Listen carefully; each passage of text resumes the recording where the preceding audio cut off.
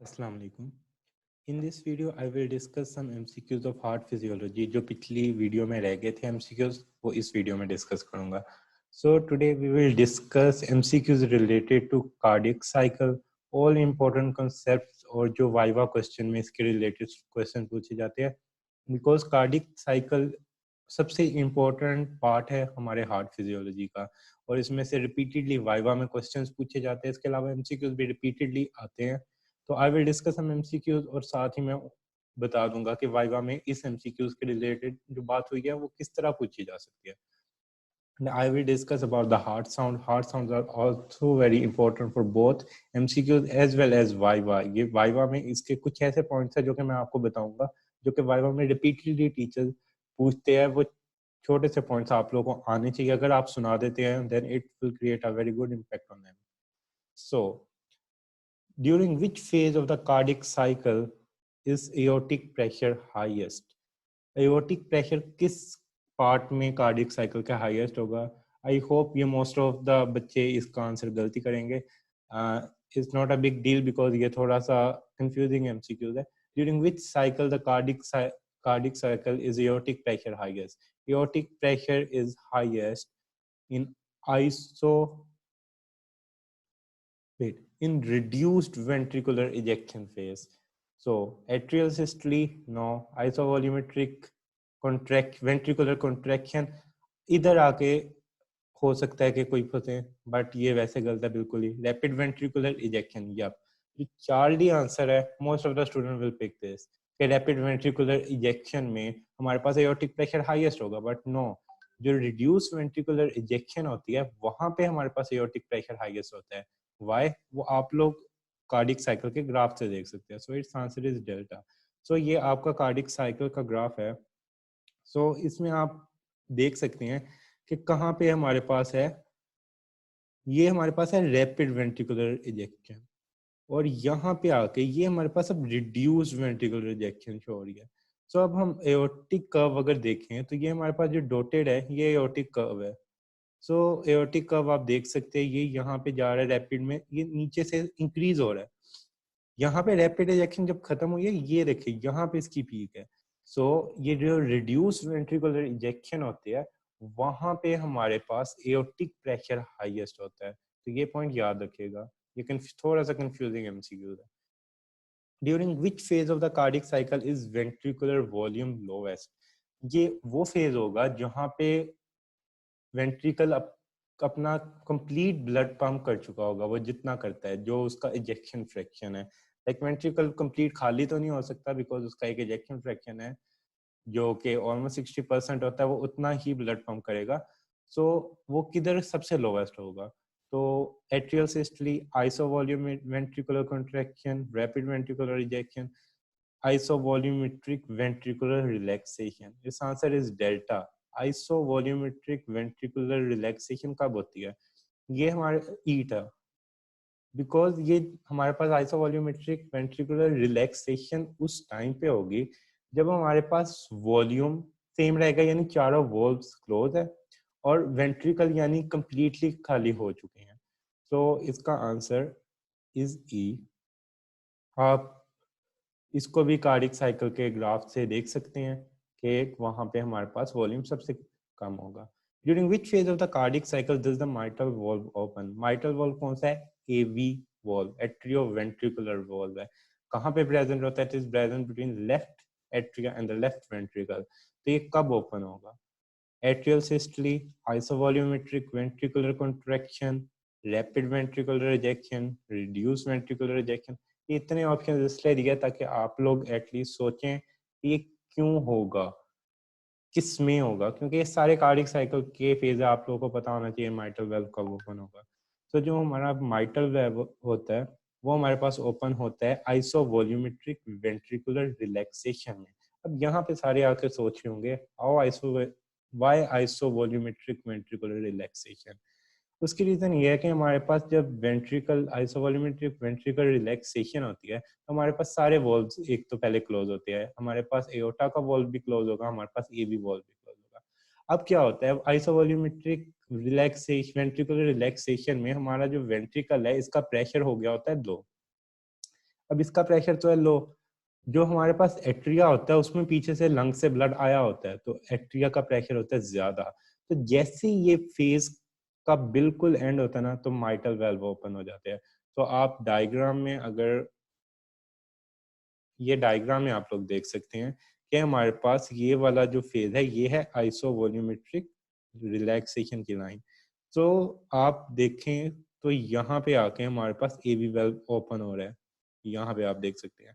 तो ये मेनली हमारे पास रैपिड फ्लो वाले में जाके ओपन नहीं हो रहा, जहाँ पे आइसो वॉल्यूमेट्रिक रिलैक्सेशन एंड हो रही है, जस्ट उसी पॉइंट पे ये ओपन हो रहा है एवी वॉल्व। सो एवी वॉल्व क्या है? Mitral valve. तो ट्राइकास्पिड और माइटल वॉल्व के रिलेटेड ही एमसीक्यूज आ सकता है। तो ये जो सारे आपको कार्डिक साइकिल के रिलेटेड चीज है, ये कोई भी चीज आपको वाइवा में पूछी जा सकती है।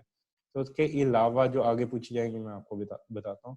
The ventricles are completely depolarized during which isoelectric portion? Isoelectric portion क्या होता है? जब हार्ट या तो completely depolarize होगा, like same charge हो हर जगह पे। So the ventricle and are completely depolarized. Ventricular isoelectric portion कहाँ होगा? Ventricle कहाँ पे completely depolarize हो गया होता है?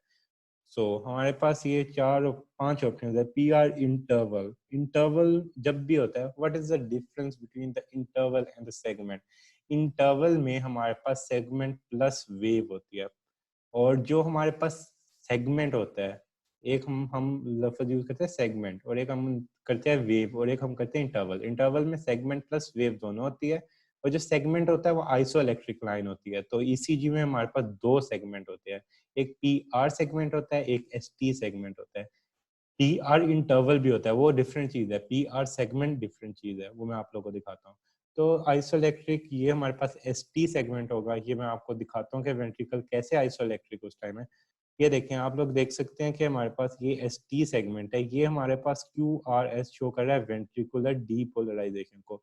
यहाँ पे आके ये जे पॉइंट पे वेंट्रिकुलर डीपोलराइज्ड है, और ये आइसोइलेक्ट्रिक लाइन है फिर आपके पास। तो ये एस टी सेगमेंट इसलिए पीछे एमसीक्यूज का आंसर है कि उसमें क्या पूछा गया था, the ventricle are completely depolarized, यहाँ पे कंप्लीटली डीपोलराइज होते हैं। अब आइसोइलेक्ट्रिक लाइन एक और हमारे पास है, वो हम इधर देख सकते हैं कौन सी वाली है, वो हमारे पास है ये। अच्छा, पी आर, ये अगर हम इतना लेते हैं तो ये है पी आर सेगमेंट, और अगर हम पी के स्टार्ट से लेते हैं और यहाँ तक लेते हैं एन तक, तो ये हमारे पास बनता है पी आर, और अगर हम यहाँ तक लेते हैं, सॉरी, तो हमारे पास बनता है पी आर इंटरवल। अगर तो सिर्फ ये ले रहे हैं तो आप लोग देख सकते हैं ये ग्रीन से, ये पी आर सेगमेंट है, और अगर हम वेव भी इंक्लूड कर रहे हैं तो इंटरवल है। तो सेगमेंट हमेशा, सेगमेंट में कोई वेव नहीं होगी, और जो इंटरवल होगा उसमें वेव प्लस सेगमेंट दोनों होता है। फॉर एग्जांपल ये क्यू टी इंटरवल है, तो इसमें क्या है, एस टी सेगमेंट है, और टी साथ हमारे पास जो है वो वेव है, और साथ हमारे पास क्यू वेव है, क्यू आर एस वेव है। सो आप देख सकते हैं Q R S wave, T wave और S T segment is equal to Q T interval. So next MCQs, अब आ गया हार्ट साउंड के related MCQs. These are very important. इसमें जो कॉन्सेप्ट पूछे जाते हैं वो सबसे पहला यही वो है, inspiration splits the second heart sound. सबसे पहले तो पता होना चाहिए सेकंड हार्ट साउंड होती किन वॉल्व्स की वजह से है। The second heart sound is caused by the closure of semilunar valve, aortic valve और pulmonic valves. So splits क्यों होती है साउंड? अगर तो aortic और pulmonary valve, pulmonic valve जो semilunar valves होती है, अगर इकट्ठे बंद ना हो, at the same time simultaneously बंद ना हो, और कोई एक वॉल्व थोड़ा सा पहले बंद हो और एक थोड़ा सा लेट बंद हो, देन हमारे पास होता है splitting of the sound.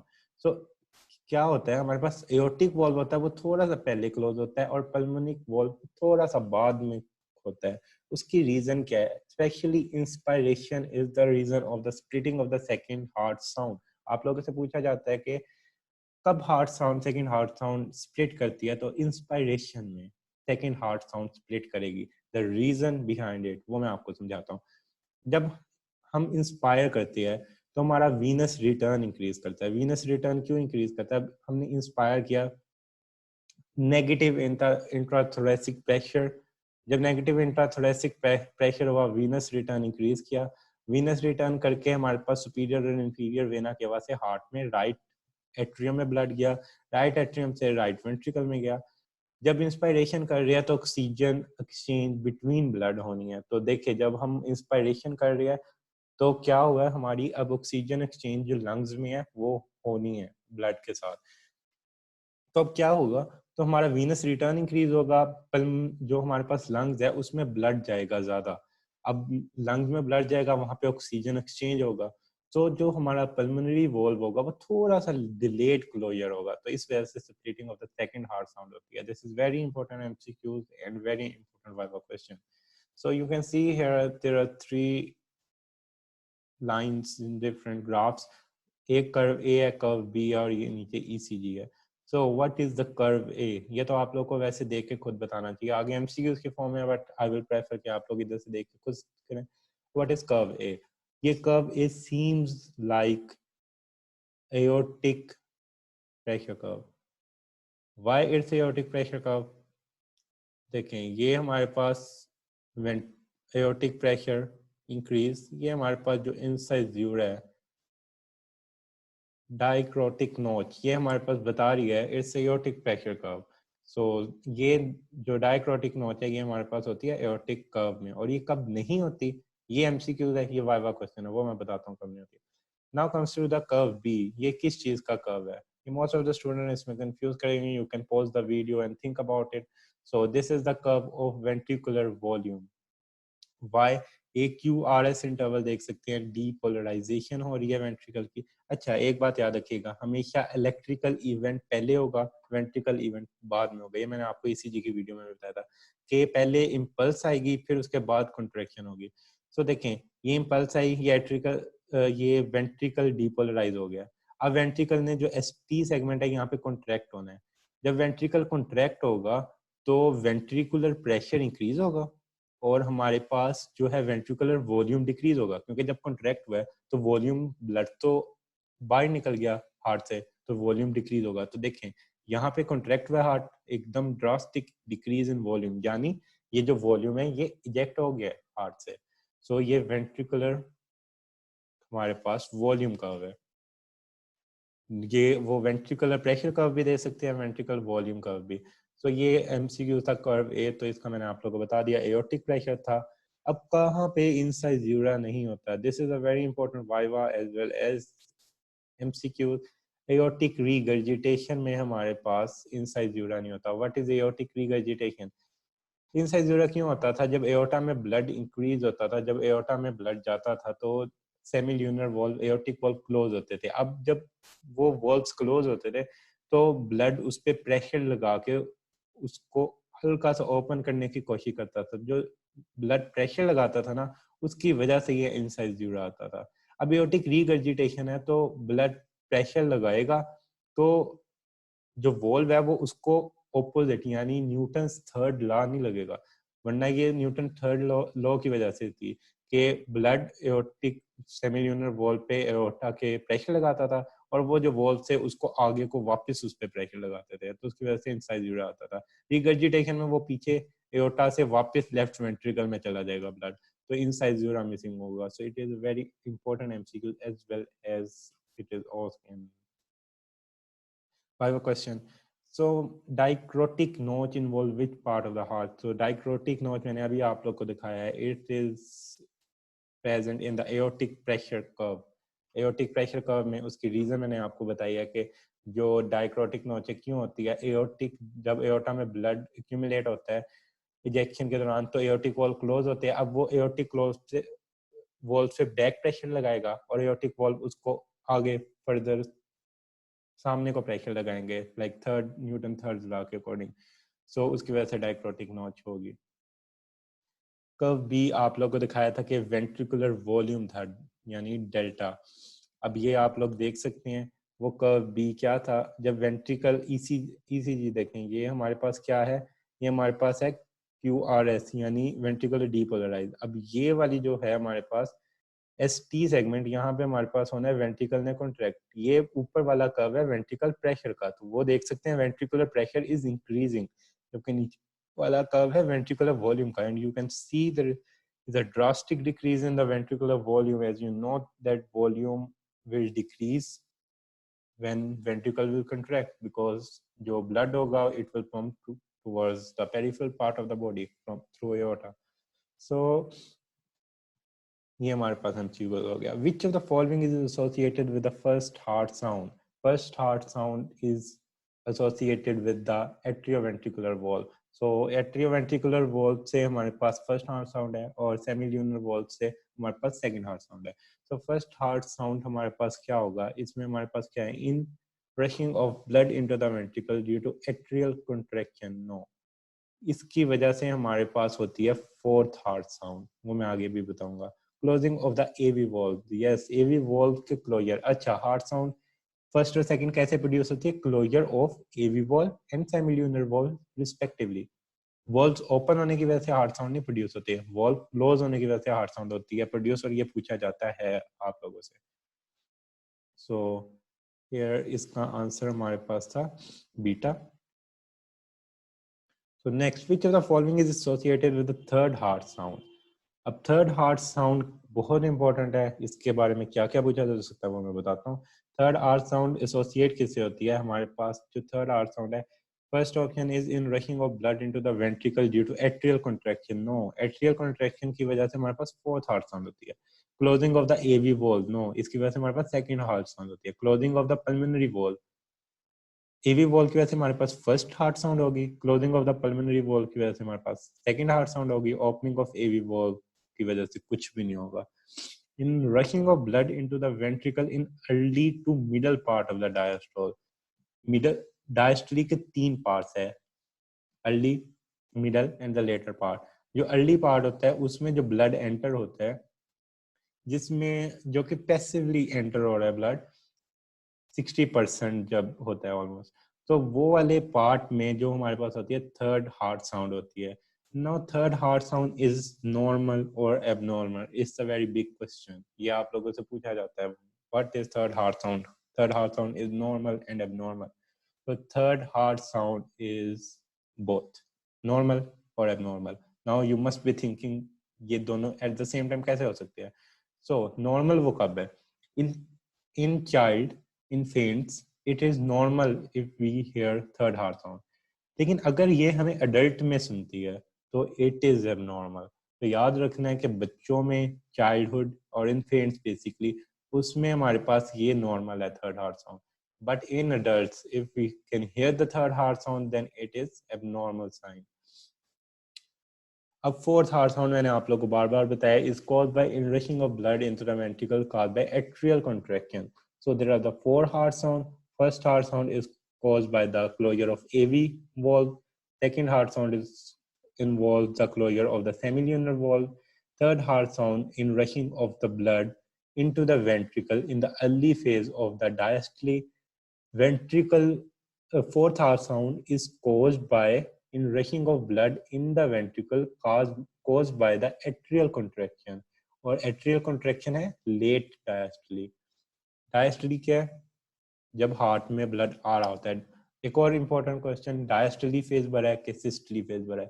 So always remember diastole phase is longer. 2/3 of the cardiac cycle is diastole and 1/3 of the cardiac cycle is systole. First heart sound भी बता दिया, सेकंड हार्ट साउंड भी बता दिया. Which of the following heart murmur is only heard during the diastole? This is the pathology. So मतलब abnormal signs है, तो ये मैं सर्कुलेशन में भी डिस्कस करूंगा, बट ये एमसीक्यू मैंने इधर खुद डाला है ताकि आप लोग को थोड़ा सा अंदाजा हो जाए. Which of the following heart murmur is only heard during diastole? डायस्टोली में वो हार्ट मर्मर हमें सुनाई देगी जो कि डायस्टोली को अफेक्ट करती है. तो क्या डायस्टोली को अफेक्ट करेगी? जब हमारा एट्रिया, डायस्टोली में क्या होता है, एट्रिया से वेंट्रिकल में ब्लड जाना है. अगर हमारा एट्रिया से वेंट्रिकल में जो ब्लड जा रहा है उसको कोई हिंड्रेंस का सामना करना पड़ेगा, तो मर्मर हमें सुनाई देगी, जो कि नॉर्मली नहीं होती. This is normal sign. तो हमारे पास एट्रिया से वेंट्रिकल में कब ब्लड जाने में मसला होगा? Patent ductus arteriosus, no. Mitral regurgitation, अगर हार्ट कॉन्ट्रैक्ट करेगा वेंट्रिकल में तो रीगर्जिटेशन होगी, तब मर्मर सिस्टली में सुनाई देगी.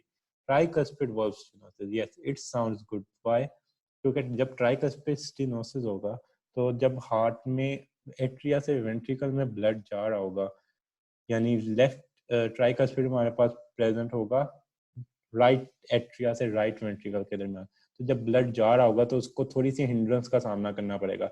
अब क्या होगा, टर्बुलेंस क्रिएट होगी। मरमर is caused by the turbulence। हाँ, जो जो टर्बुलेंस जब क्रिएट होगी तो वो हमें इन फॉर्म ऑफ मरमर सुनाई देगी, क्योंकि उसके पाथ में जो है डिस्ट्रक्शन आ रही है। सो ये वाला एमसीक्यूज भी हो गया। सो इस डायग्राम से आप लोग देख सकते हैं। सो ये लास्ट एमसीक्यूज है, ये मैंने इसलिए ऐड किया क्योंकि ये रटे वाला था। इस तरह के एमसीक्यूज भी आ सकते हैं। How much is the minimum and the maximum pressure of the right side of the heart. तो right side of the heart का minimum pressure is 20 millimetre of Hg and highest pressure is 35 millimetre of Hg which is Charlie.